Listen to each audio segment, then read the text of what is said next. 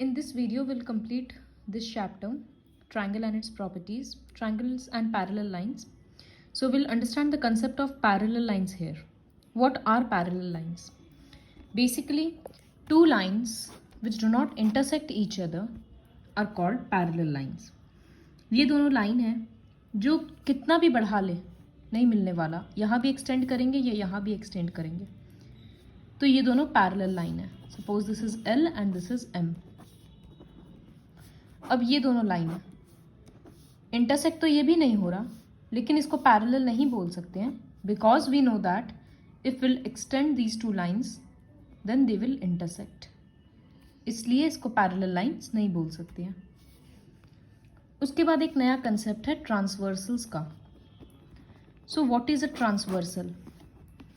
Transversal वो line है जो बहुत सारे लाइंस को अलग अलग जगह पे मीट करता है.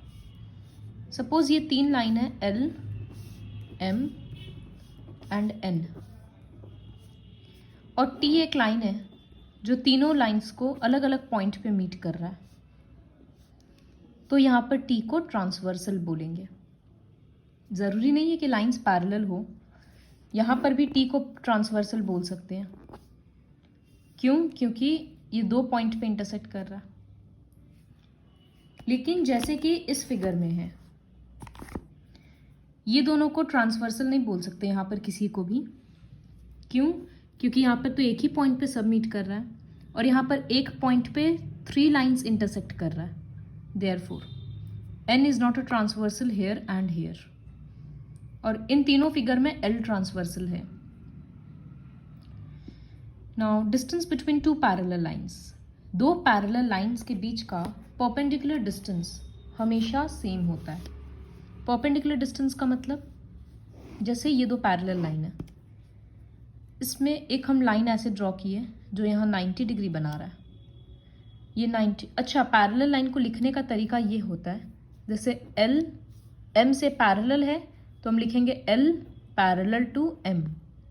ये वाला जो साइन है ये पैरेलल के लिए लगता है, तो L पैरेलल टू M. यहाँ पर तीन लाइन पैरेलल है तो L parallel to M parallel to N. इसका मतलब तीनों पैरेलल है. फिर यहाँ पर हम ड्रॉ कर रहे हैं L और M, और ये एक लाइन सेगमेंट है PQ and this is RS. दोनों 90 डिग्री है ना, तो यहाँ पर हम बोल सकते हैं PQ is perpendicular to M. मतलब ये जो लाइन PQ है ये M से जब मिलता है तो 90 डिग्री बनाता है, तो ये साइन दिया जाता है. इसको परपेंडिकुलर का साइन बोलते हैं. उसी तरह से RS is also perpendicular to M. तो PQ and RS are the perpendicular distance, और ये दोनों इक्वल होगा. जैसे ये 4 सेंटीमीटर है तो RS भी 4 होगा, क्योंकि दो पैरेलल लाइन के बीच का जितना सारा भी परपेंडिकुलर लाइन ड्रॉ करेंगे सबका डिस्टेंस सेम होता है. ये रूल है. Now will start the worksheet. Exercise 11.3. So the first question is this. In the adjoining figure, do the line segments PQ and CD intersect? क्या PQ और CD intersect करेगा? No. Sorry, do the line segments intersect? क्या वो intersect कर रहा है? No. Are they parallel? No. Why? Because we know that if we will extend these two lines, then they will intersect. क्योंकि दिख रहा है कि extend करने पे meet करेगा, इस वजह से पैरेलल तो नहीं है. क्वेश्चन 2 में बोला है M is parallel to N, जो फिगर से दिख रहा है. QP is perpendicular to N. ये साइन का मतलब 90 डिग्री बन रहा है, और SR में भी 90 डिग्री बन गया. तो अब PQ का लेंथ 2.5 है, तो RS का कितना होगा? तो RS का लेंथ भी 2.5 ही होगा. क्यों? क्योंकि परपेंडिकुलर डिस्टेंस सेम होता है. तो हम लोग यहाँ पर लिखेंगे, फर्स्ट वाला तो लिख लेना नो करके और पूरा रीजन. सेकेंड में लिखेंगे PQ equals to RS, which implies RS equals to 2.5 centimetre. As we know that perpendicular, ऐसे परपेंडिकुलर का साइन दे दिया, तो perpendicular distance between two parallel lines are equal. फिर क्वेश्चन 3 ट्रू फॉल्स है। पहला है two lines perpendicular to the same line are parallel. इसका मतलब एक लाइन पे अगर दो परपेंडिकुलर ड्रॉ करेंगे तो ये दोनों एक दूसरे से पैरेलल होगा। यस, ट्रू है, फिगर से देखकर ही समझ आ रहा है।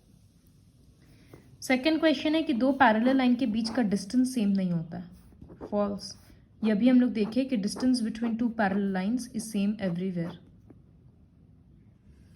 थर्ड क्वेश्चन है no parallel lines segments intersect. Obviously true. Fourth question is if L is perpendicular to M. देखो इस तरह का क्वेश्चन को ड्रॉ किया जाता है तो एल परपेंडिकुलर है एम से, तो इस तरह से ड्रॉ कर दिए, ये एम है और ये एल है, और एन भी एम से परपेंडिकुलर है, तो ऐसे। तो क्या ये दोनों पैरेलल होगा? लाइन है ना, तो ऐसे ड्रॉ करना होगा, ये एल और ये एन। तो क्या एल और एन पैरेलल है? ट्रू। वो लोग बोला है कि हाँ पैरेलल है, ट्रू स्टेटमेंट है, दिख रहा है। Railway tracks are parallel to each other, true. Fourth question में observe the following figures and identify the parallel segments. So इस तरह से लिखना है जैसे हम 4 का 2 में लिख कर दिखा देते हैं। सो यहाँ पर पी क्यू एस आर से पैरेलल है, तो I will write P Q parallel to S R, एक पैर हुआ। दूसरा P S parallel to Q R, तो यहाँ लिखेंगे P S parallel to Q R. इसी तरह से ऑब्जर्व करके लिखना। I will also discuss this review exercise, क्योंकि ये भी कंप्लीट करना है। तो इसका सम्स काफ़ी इजी है, लेकिन जैसे थर्ड क्वेश्चन है, in the given figure P Q R S, see I draw the figure, wait.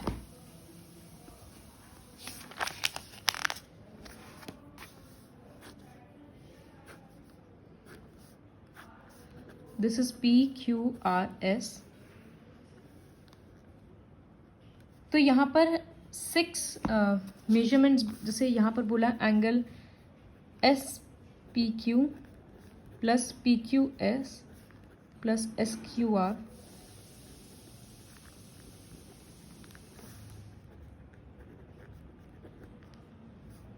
तो एस पी क्यू मतलब ये वाला angle, S P Q this angle, P Q S मतलब ये वाला एंगल, और एस क्यू आर ओके वो दूसरा पार्ट में जा रहा है तो हम उसको पेंसिल से हाईलाइट कर देते हैं। पी क्यू एस ब्लैक से किए हैं, ब्लैक दिखा देते हैं। एस आर क्यू दूसरे ट्राइंगल का पार्ट है, पेंसिल से कर दिए। P S Q and Q S are.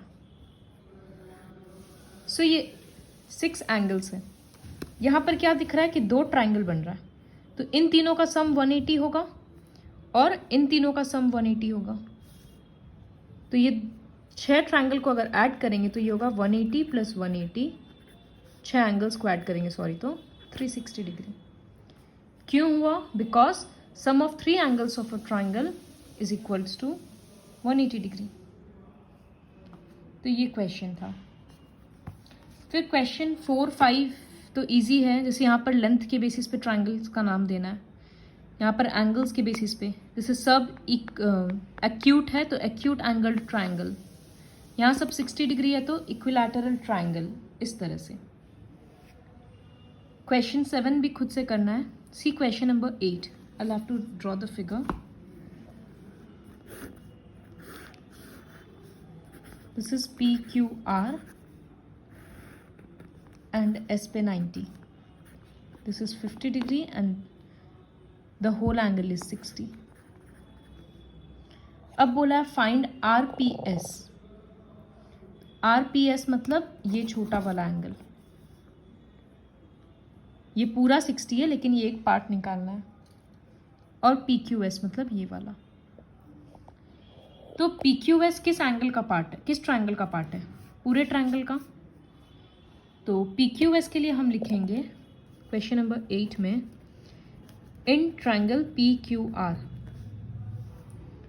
तीनों ट्रायंगल का नाम क्या है? एक का तीनों एंगल का सॉरी, एक का पी क्यू आर, इसके लिए लिखेंगे पी आर क्यू, और ऊपर वाले के लिए लिखेंगे पूरा है ना Q P R equals to 180। P Q R का तो वैल्यू नहीं पता, इसके बदले 50 और उसके बदले 60। फिर ऐड करेंगे, सब्ट्रैक्ट करेंगे तो पी क्यू आर मिल जाएगा। इसी तरह से जब ये वाला ट्रायंगल निकालना है एंगल, तो हम लोग ये छोटा वाला ट्रायंगल लेंगे, इसका नाम क्या होगा? P S R. तो लिखेंगे in triangle P S R, तीनों एंगल का नाम लिखो, इक्वल्स टू 180। इसके बदले 90 लिख देंगे, इसके बदले 50 लिख देंगे, तो ये बचा हुआ एंगल निकल जाएगा। ये मत सोचना कि ये पूरा एंगल 60 है, I am repeatedly saying this, sorry ये पूरा 60 है, ये आधा 60 नहीं है, ये ध्यान में रखना। Leave the 10th question. So complete the review exercise and exercise 11.3 with the help of this video.